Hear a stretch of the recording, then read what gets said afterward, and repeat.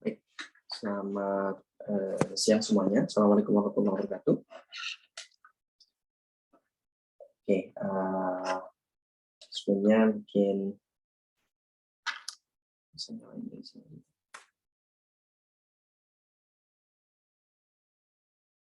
kurang bagus ya. Baik.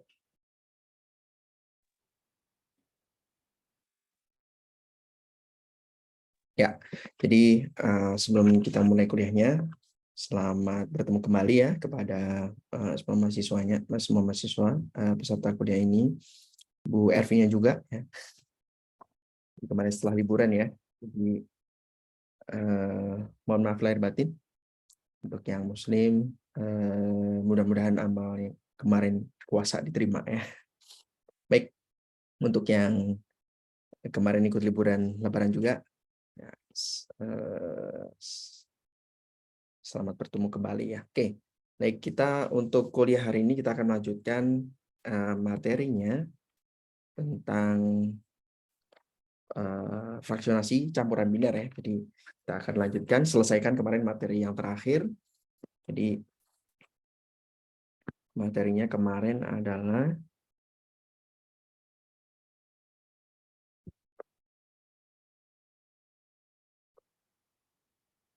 sebentar ya.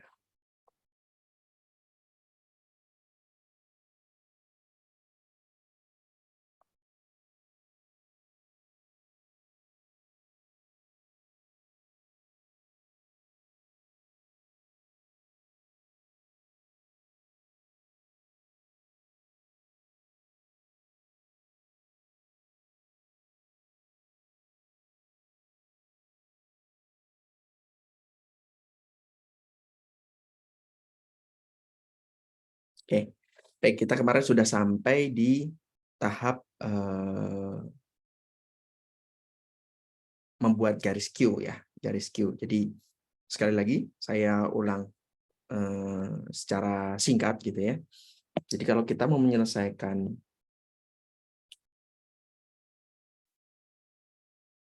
misalnya ini, jadi nanti kita akan disediakan kurva kesetimbangan. Saya matikan saja videonya ya, biar tidak berat, karena biasanya suka mati gitu ya. Tapi mudah-mudahan ini tidak akan terganggu koneksinya, karena kebetulan kegiatannya nggak begitu banyak sekarang ya.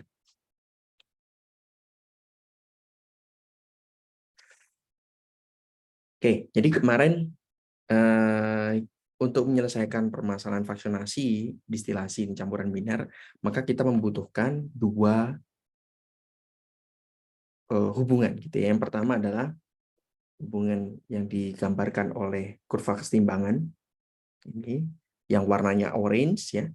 Kemudian yang digambarkan oleh garis operasi. Jadi ada dua garis operasi atas, ini yang warnanya merah, kemudian garis operasi bawah yang warnanya hijau. Oke, nah tahap atau langkah-langkahnya bagaimana? Yang pertama adalah kita membuat garis operasi yang atas dulu. Ya, kita mulai dari yang ini dulu, yang pertama ya, garis operasi yang atas dulu. Ya, untuk membuat garis operasi yang atas, kita bisa menggunakan data-data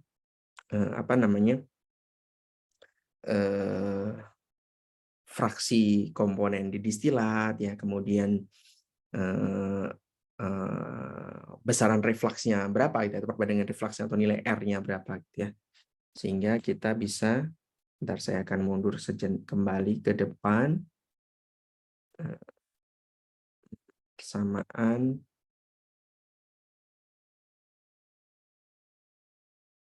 mana persamaannya hilang. Nah ini menggunakan persamaan ini ya, jadi untuk membuat garis operasi atas kita menggunakan persamaan ini. Di sini kita membutuhkan nilai XD ya, fraksi komponen. Kalau hanya dua campuran biner A dan B, maka XD ini maksudnya adalah fraksi mol komponen A di distilat, D-nya distilatnya. Kemudian yang kedua adalah kita membutuhkan nilai R-nya. R-nya untuk apa? R-nya nanti untuk Ini ya, untuk XD sama R-nya untuk menentukan titik intercept-nya gitu ya, di mana. Kemudian yang kedua kita menggunakan XD-XD-nya nanti untuk membuat titik yang satunya lagi. Sehingga kita bisa membuat dua kurva ini. Ingat ya, persamaannya adalah persamaan garis operasi atas. Kemudian yang berikutnya, kita kembali lagi ke sini. Kalau saya pindah-pindah, Anda pusing ya. Nanti ada contoh yang mudah-mudahan bisa. Saya di sini saja ya, biar tidak pindah-pindah. Oke. Setelah garis operasi atasnya sudah, maka berikutnya adalah kita harus membuat garis operasi atas. Tetapi garis operasi atas ini tidak bisa kita buat langsung. Jadi kita lanjutkan dulu ke garis Q-nya. Nah, kita harus membuat garis Q ini. Nah, garis Q-nya cara membuatnya gimana? Kita memerlukan titik yang pertama adalah ZF, ZF. Ini adalah komposisi fraksi mol komponen A di umpan atau di feed, gitu ya. Jadi kita harus menentukan titik ZF-nya ada di mana. Gitu. Ya, Anda tinggal cari saja di cara membuat titik ZF itu Anda cari komposisinya berapa ya di bawah, kemudian Anda tarik garis, kemudian ditaruh di garis yang melintang warna hitam itu. Garis X sama dengan Y ya, Anda taruh di situ, kemudian dapat titiknya. Berikutnya adalah kita harus membuat kemiringannya berapa nih, garis Q-nya ini miringnya gimana gitu ya. Miringnya gimana? Nah, untuk menentukan miringnya seberapa, kita harus melihat kondisi dari umpannya. Apakah cair jenuh, apakah uap jenuh, ataukah yang lainnya. Ya, atau fraksi molnya berapa, fraksi cairnya berapa. Jadi Q ini adalah menunjukkan fraksi cairnya. Kalau dibilang, oh fraksi cairnya 60%, oh berarti nilai Q-nya 0,6. Oke, 0,6. Jadi kita harus menghitung ini ya, gradien kemiringannya. Kalau 0,6 berarti 0,6 dibagi 0,6 dikurangi 1. Nah, berarti 0,6 dibagi 0,4 gitu ya. Saya hitungkan. Oke, 0,6 dibagi 0,4. Berapa? 1,5. Tetapi ingat nilainya minus ya. Karena 0,6 dikurangi 1 kan minus 0,4. Jadi nilainya minus 1,5. Oh berarti slope-nya itu adalah 1,5, tetapi menghadapnya ke kiri, nah, seperti kurva gambar ini ya. Jadi dia menghadapnya ke kiri sana gitu ya. Jadi menghadapnya dia ke sana, ke arah kiri. Oke, setelah itu, setelah kita membuat garisnya, kemudian dipotongkan. Titik perpotongannya mana? Oh, titik perpotongannya yang itu, gitu ya. Ini. Jadi garis biru dan garis merah yang atas dipotongkan. Nah, dapat titik potongnya kan di situ. Oke. Setelah dapat titik potongnya, kemudian kita membuat garis operasi yang bawah. Nah, garis operasi yang bawah itu dimulai dari XB di sini ya. Ini XB, XB. Gambarnya jelek ya, tulisannya ya. Saya ulang ya. Ini XB, XB. Oke. Setelah XB-nya dapat titiknya, kemudian kita tinggal menghubungkan titik XB ini, titik XB yang ini dengan titik perpotongan antara garis Q dengan garis operasi atas. Dan ditarik garis, sudah selesai. Begitu sudah kita mendapatkan 3 garis ini, ya, begitu sudah mendapatkan 3 garis ini, ya. 3 garis itu mana Pak? Ini 1, ya, 2, ya, dan 3, gitu ya. Sudah dapatkan dari situ, maka kita tinggal melanjutkan menghitung jumlah tahapnya. Gimana cara menghitung jumlah tahapnya? Anda membuat garis-garis seperti tangga ini ya. Garis-garis seperti tangga ini nih. Nah, ini tangga, tapi lurus ya. Dimulai dari titik ini. Dimulai dari titik itu. Dari titik XD itu. Dari situ, kemudian ditarik garis horizontal. Ingat harus menggunakan penggaris dan lurus sejajar dengan garis di atasnya. Harus sejajar. Nggak boleh miring-miring. Pak, saya udah pakai penggaris, Pak. Sudah lurus, tapi miring, salah. Jadi ini harus lurus. Ini kalau di garis ya. Ini kalau di garis ini lurus nih. Ini lurus ke sana. Oke, setelah sudah selesai lurus, berikutnya adalah ke bawah. Setelah berpotongan dengan kurva kesetimbangan, setelah berpotongan dengan begini, kita lanjutkan kita lurus ke buat garis bawah, lurus ke bawah ya, sampai berpotongan dengan garis operasi yang ini. Oke, begitu sudah selesai, ini dibuat lagi ke sana ya. Di garis lurus ke sana. Kemudian perpotongannya nih dengan kurva kesetimbangan dilanjutkan terus ke bawah ya. Terus sampai mana Pak berhentinya? Sampai melewati ini. Sampai melewati titik XB, XB. Kalau masih di atas ini, kalau masih di sini, itu belum selesai. Jadi lanjutin lagi. Lurus lagi. Dah, berhenti di situ. Jadi nanti jumlah tahapnya berapa? Ini 1, 2, 3, 4, 5, 6.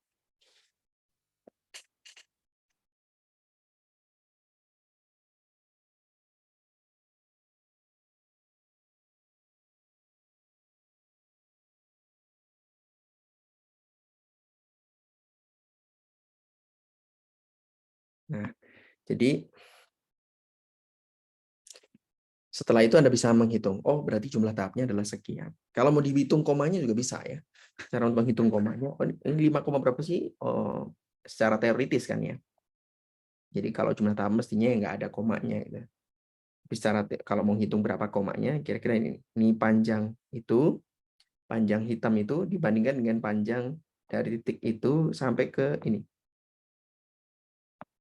Nah, yang ini ya. Jadi kan sampai titik ini kan. Nah, ini diukur panjangnya berapa dibandingkan dengan yang hitam panjang totalnya.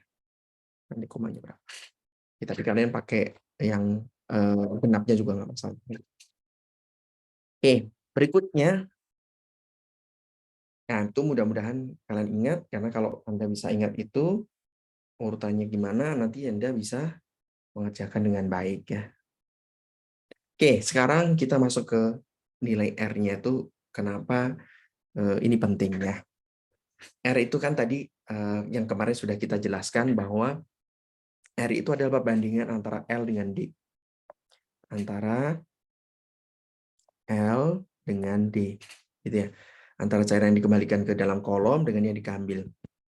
Kalau kita kembalikan ya, dalam kolom itu nanti akan membantu kontak lagi gitu ya, mengambil yang masih ada di dalam cairan gitu ya. Jadi dimasukkan kembali, dikontakkan lagi, dimasukkan kembali, dikontakkan lagi. Jadi semacam kayak di pemisahannya itu dilanjutkan terus di dalam kolomnya gitu ya. Jadi belum kayak misalkan Anda nyuci, oh masih belum bersih, dimasukin lagi, diucek lagi. Oh masih belum lagi, dimasukin lagi, cek. Nah kayak gitu. Kalau mau sampai bersih, sekarang misalkan nguceknya sampai banyak gitu ya, tapi kan jadi nggak ekonomis gini. Jadi masih ada sedikit-sedikit tapi masih oke gitu ya. Nah sekarang reflux ini nilai R ya, L per D ini akan menentukan kemiringan garis operasi atas. Akan menentukan kemiringan ya, karena kemiringannya kan XD per R plus 1 gitu ya. XD per R, R plus 1 ya, kemiringannya kan R per R plus 1 ya. Jadi nilai R-nya akan menentukan kemiringan. Begitu juga dengan slope-nya di sini. Kita bisa lihat dari slope-nya sini aja lah. Tidak perlu lihat slope-nya, tidak perlu melihat slope-nya. Tapi melihat dari intercept, maaf. Bukan slope-nya. Kita lihat intercept-nya di sini saja. Ini intercept ya, intercept. Kita lihat di sini. Titik ini kan kalau kita membuat garis biru ini, berarti kan kita butuh 2 titik ya. Titik yang pertama ini yang di atas, titik yang kedua adalah intercept ini. Oke. Jadi kalau di bagian XD, ini kan kita sudah tetapkan. Kita menginginkan distilatnya itu konsentrasi atau fraksi komponen A-nya berapa kan gitu ya. Jadi kita sudah tetap. Nah, sekarang yang intercept ini bisa kita ubah-ubah dengan cara mengubah R-nya. Jadi kalau R-nya kita ganti, misalnya R-nya kita buat nilainya lebih kecil. Kalau nilainya lebih kecil, maka dia akan bergerak ke sana. Ya. Kalau R-nya misalnya 0,2 gitu ya, dibandingkan dengan 0,5 gitu ya, kan nilainya berbeda ya. Kalau 0,2 dia lebih kecil bagian bawah ini. Kalau lebih kecil, maka nilai I-nya akan menjadi lebih besar, dia akan naik ke atas. Kalau nilai R-nya makin gede, maka dia akan ke bawah, makin ke bawah. Nah, jadi dia akan menggeser-geser garisnya. Nah, menggeser-gesernya seperti apa gitu ya. Nah, kurang lebih seperti ini. Ya. Kalau harga R turun, maka harga I-nya naik. Kalau nilai R-nya makin kecil, maka I-nya akan ke atas sana. Jadi garis birunya akan naik gitu ya. Tapi kalau harga R-nya naik, maka I-nya turun. Kebalikan ya, jadi ya. Kalau R turun, I naik. Kalau R naik, I turun. Jadi kalau R-nya naik, maka I-nya akan makin kecil, sehingga garisnya akan bergeser ke bawah. Oke, sudah jelas ya. Sekali lagi, kalau R-nya turun, harga I-nya naik. Kalau harga R naik, harganya turun. Kebalikan. Naik turunnya itu nanti mempengaruhi pergerakan garis ini. Tadinya di sini. Ya. Tadinya di sini ya. Kalau bisa pindah ke bawah, bisa pindah ke atas. Tergantung nilai R-nya.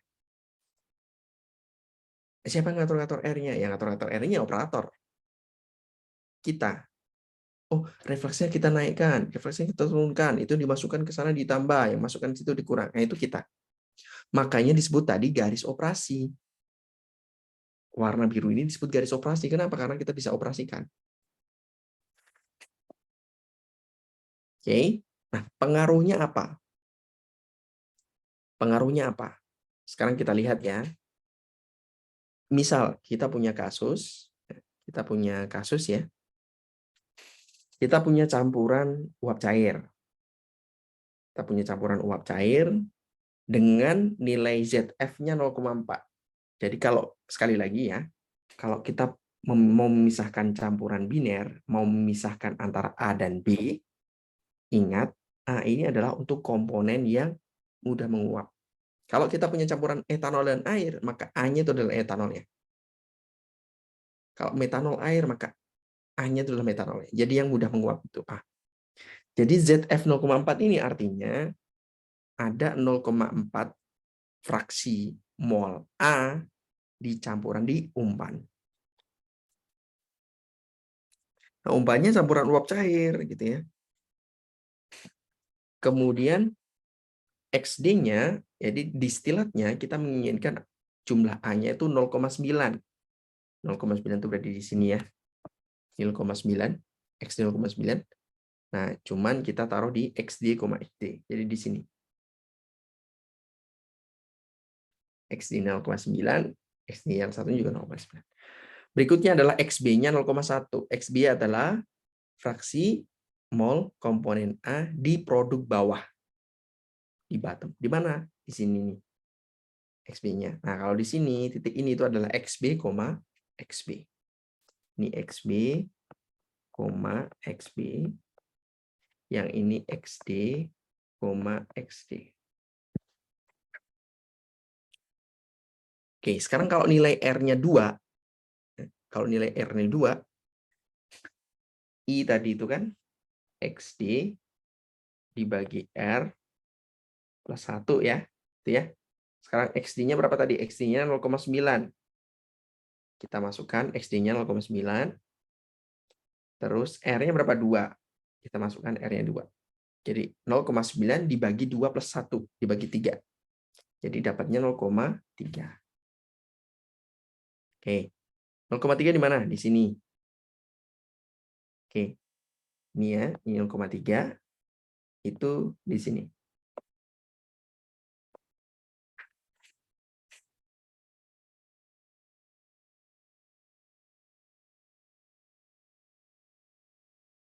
Baik. Setelah digaris, dilanjutkan ya. Ini dapat garisnya atas, ini garis bawahnya, kemudian ini garis Q-nya. Setelah dihitung ternyata dapat jumlah tahap kesetimbangannya itu 1, 2, ini yang tangga ini ya, yang tangga-tangga ini ya. Ya. Saya ulang lagi, ini 1, 2, 3, 4. 4,2 kira-kira. Jadi kalau panjangnya ini ke sini, ini panjang ini, dibandingkan dengan sampai ke sana, yang ujung sana, itu 0,2. Jadi 4,2. Oke, itu kalau R-nya nilainya 2.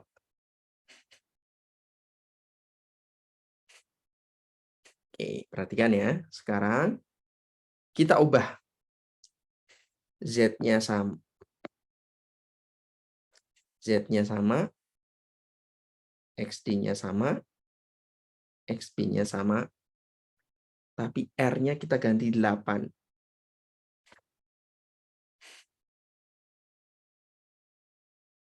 Baik. Sekarang kalau R-nya kita ganti 8, kita hitung ya. XD-nya tadi 0,9, R-nya maaf ini salah ya mestinya ya. R-nya ini mestinya ini nih, bukan 9 ini. Ini mestinya ini salah ya. Ini mestinya 8. 8,0 ditambah 1 jadi 9. Jadi 0,9 dibagi 9 dapatnya 0,1. Ya, jadi hasilnya akhirnya 0,1 betul, tetapi yang ini salah ya. Ini mestinya angkanya 8. 0,9 dibagi 8 ditambah 1 atau 0,9 dibagi 9. Jadi dapatnya 0,1. Nah, sekarang kalau 0,1 di mana? 0,1 itu di sini.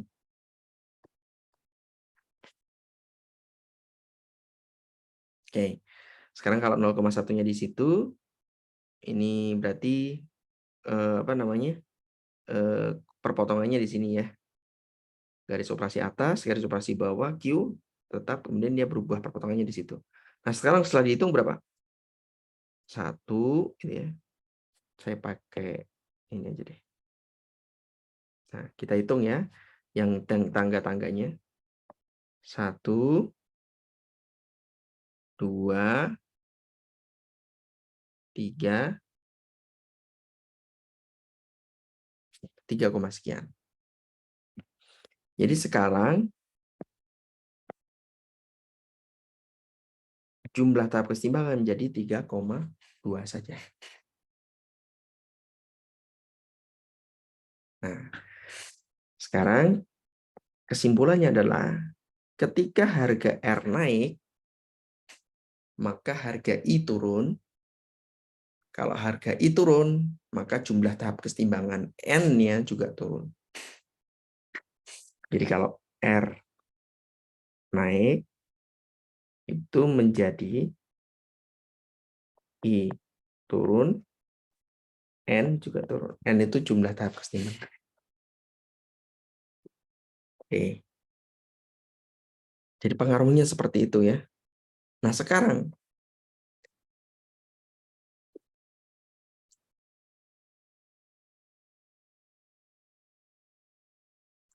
kalau misalnya R-nya itu makin besar, ya, makin besar, ya, misalnya R-nya itu tak hingga gitu ya. Kalau tak hingga itu gimana Pak? Ya berarti semuanya dikembalikan ke dalam kolom ya. Jadi R-nya dikembalikan semua di dalam kolom besar sekali. Hingga gitu ya. Maka titiknya ada di mana? Titiknya ada di sini. Kok bisa Pak? Ya, tadi XD-nya misalkan kita angka berapa? XD-nya 0,9, gitu kan? Kemudian R-nya itu tak hingga ditambah 1. Jadi 0,9 bagi tak hingga. Jadi berapa? Suatu angka dibagi dengan bilang tak hingga, jadinya 0 gitu ya. Jadi titiknya ada di sini nih, I-nya sekarang. Oke. Kalau I-nya di situ, setelah dihitung dapat tahapnya berapa? 1, 2, 3. Ini 1, 2, 3.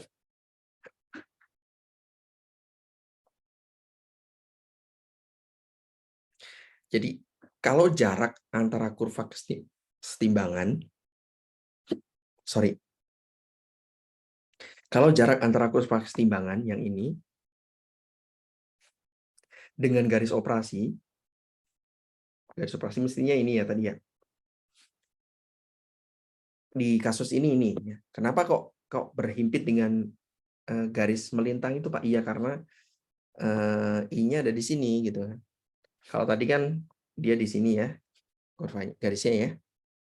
Nah, tapi karena ini nilai I-nya sama dengan 0, jadi mau nggak mau garisnya menjadi lurus begini, berhimpit dengan X sama dengan Y.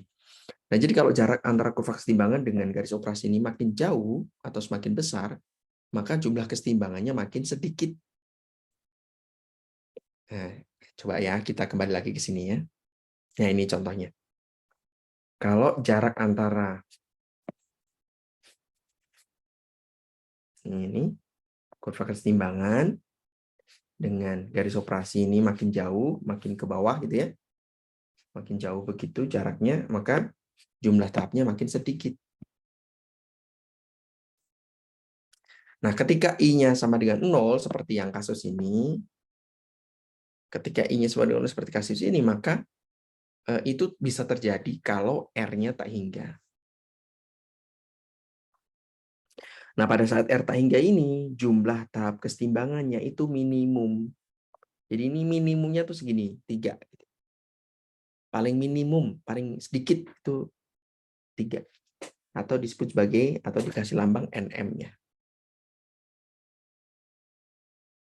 Jumlah tahap kesetimbangan minimum.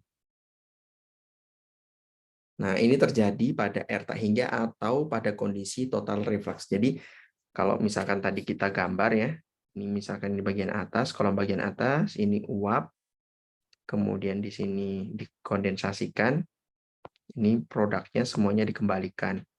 Yang ke sana ini nggak ada. Ini 0. Semuanya dikembalikan ke situ. Nah, ini total reflux. Jumlahnya menjadi sedikit ya. Jumlah tahap kita menjadi sedikit. Jadi kolom kita makin pendek. Tapi kita nggak dapat produk. Nah, semuanya dikembalikan. Nah, sekarang kalau nilai I-nya kita naikkan, ya, I-nya ini, yang ini ya, I ya, awalnya di sini, awalnya di bawah, sini, kemudian kita naikkan ke sana. Awalnya di sini ya, kita naikkan ke sana.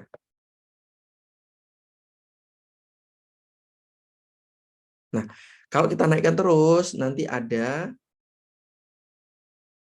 kondisi di mana garis operasinya itu berpotongan dengan kurva kesetimbangan. Atau jaraknya 0. Seperti yang dikasih ini. Jadi garis Q, kurva kesetimbangan, dan garis operasi atas yang biru. Jadi yang sebentar. Ini garis kesetimbangan sama Q-nya ini potongan saling berpotongan gitu ya. Atau jaraknya sama dengan 0. Nah, maka pada kondisi ini jumlah tahapnya adalah tak hingga. Kok bisa tak hingga? Jadi misalnya ini ya. Ini kita sudah gambar ya, kemudian kita hitung jumlah tahapnya. Jadi untuk membuat tahap seperti tadi ya. Datar, kemudian saya kasih warna biru aja deh. Atau biru juga sudah ya. Ya udahlah, nggak apa-apa ya. Jadi ini mendatar, kemudian ke bawah, mendatar lagi, ke bawah lagi, mendatar, semuanya harus lurus ya, lurus garis. Bawah lagi, datar, bawah, kemudian di sini. Di sini, di perpotongan ini berarti kan harus ke bawah, ke atas, tapi dia di situ aja terus, dia bergeraknya di situ terus. Bergeraknya di situ aja, nggak bisa pindah-pindah. Karena di satu titik kan dia. Ke atas vertikal, ke bawah, horizontal, vertikal, ketemunya di situ titik terus itu. Jadi kalau saya gambarkan misalkan ini tadi begini kurvanya ya, kemudian ini garis operasi atas, ini garis Q-nya, ini perpotongan mestinya di titik ini ya. Nah, jadi garis kita untuk untuk menghitung jumlah tahap itu di sini aja. Nah, di sini aja terus gitu ya. muter-muter terus di sini. Nah, menyebabkan jumlah tahapnya tak hingga. Nah, pada kondisi ini itu terjadi ketika R-nya minimum. Jadi ada istilah R minimum. Jadi ada istilah N minimum. Jumlah tahap minimum itu terjadi pada saat R-nya tak hingga. Kemudian ada R minimum. Itu menyebabkan jumlah tahapnya menjadi tak hingga.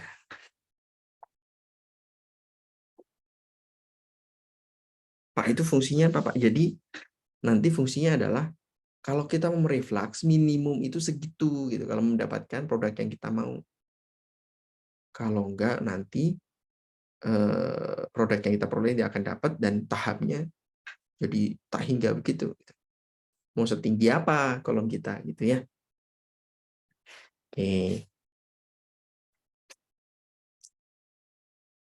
Jadi Anda sudah belajar ya, berarti sekarang jumlah tahap minimum, tadi yang NM, dan reflux minimum.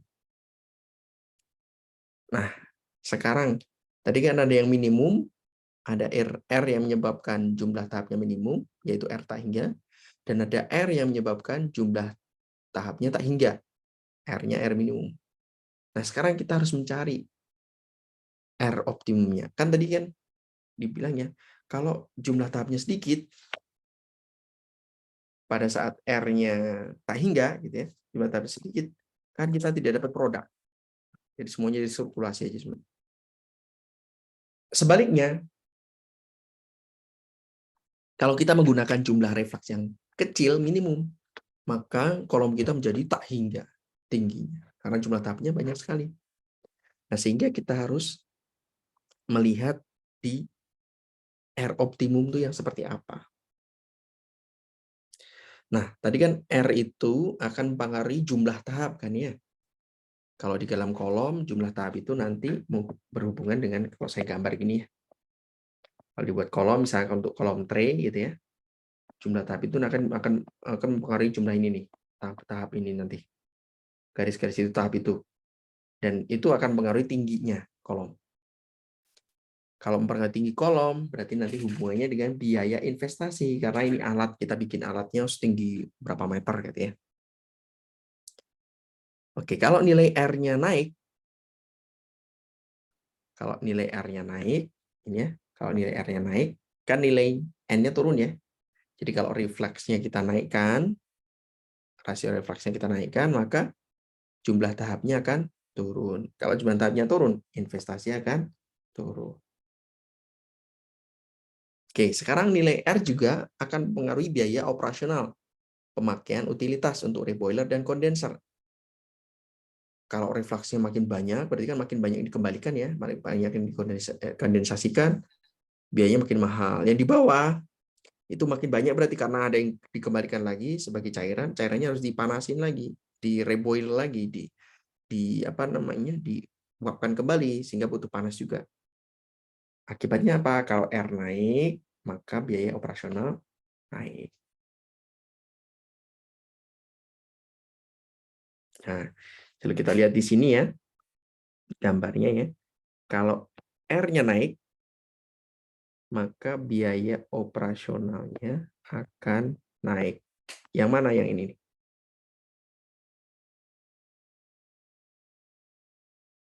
Nah, sekarang kalau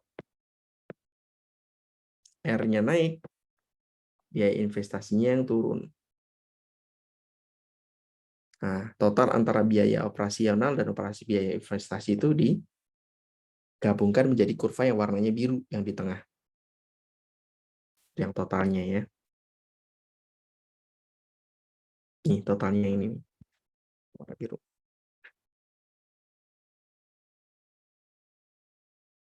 Nah, biaya total yang minimum, nah kita pengennya di sini kan.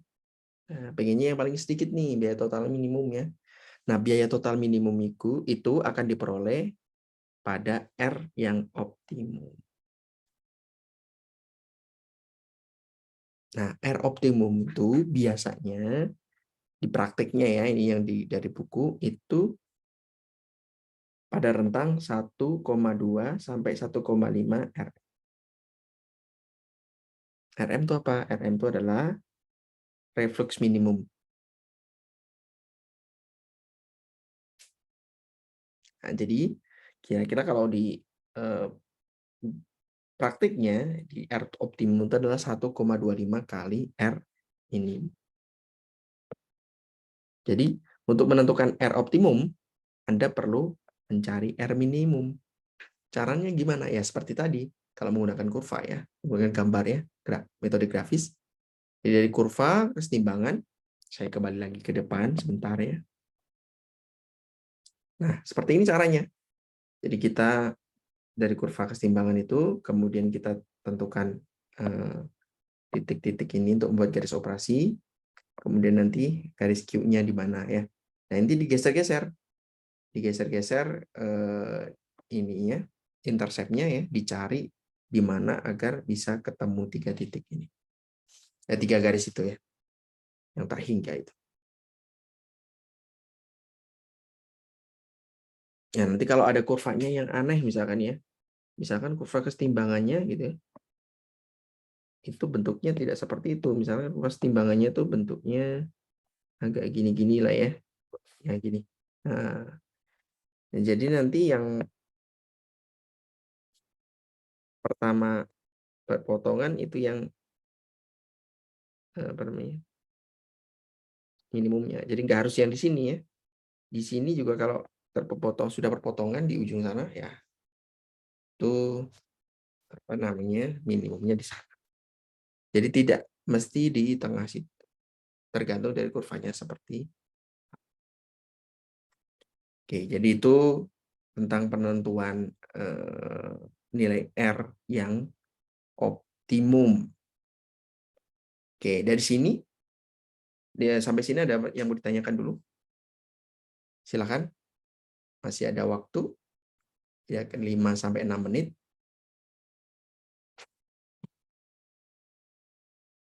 Ya, silakan yang mau bertanya.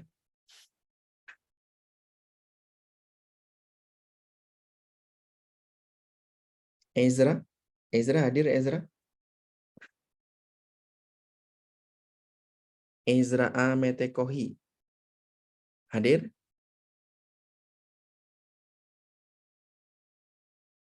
Tidur Ezra. Aduh, gimana nih? Jennifer Rajawane hadir? Saya ada, Pak. Halo? Iya, Pak. Iya, Pak. Oke. Ezra, ada yang mau ditanyakan Ezra? Mungkin tidak ada, Pak. Tidak ada. Jennifer? Jennifer Rajawane? Ada yang tanyakan? Jennifer tidur nih kayaknya. Janara Putri. Janara Putri Suni? Iya, Pak. Ada yang ditanyakan? Belum, Pak. Belum. Dinda Armaya Ode. Hadir, Pak. Ada yang ditanyakan, Dinda? Tidak, Pak. Oke. Dwi Mika Yehuda. Iya, Pak. Ada yang ditanyakan, Dwi? Mungkin belum ada, Pak. Dwi orang Jawa ya? Namanya Dwi. Orang Ambon, Pak. Lahir di Jawa, Pak. Oh, lahirnya di Jawa ya. Makanya namanya Dwi ya. Gabriela Niki Julu.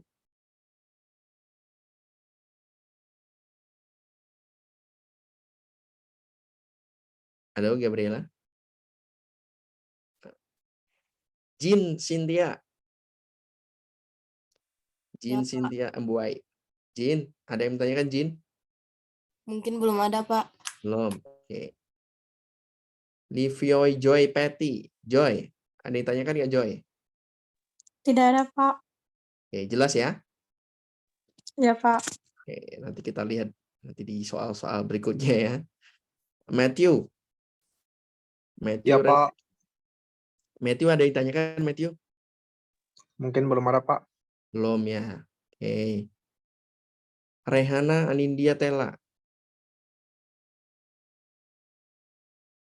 Rehana? Rehana hadir ya, Rehana? Tidur. Shiren? Pak. Ada yang ditanyakan, Shiren? Mungkin tidak, Pak. Nah, mungkin tidak ya. Vanessa De Freitas. Iya, Pak. Ada yang ditanyakan, Vanessa? Tidak ada, Pak. Tidak ada, oke. Yulian Sohoka. Iya, Pak. Ada yang ditanyakan, Yulian?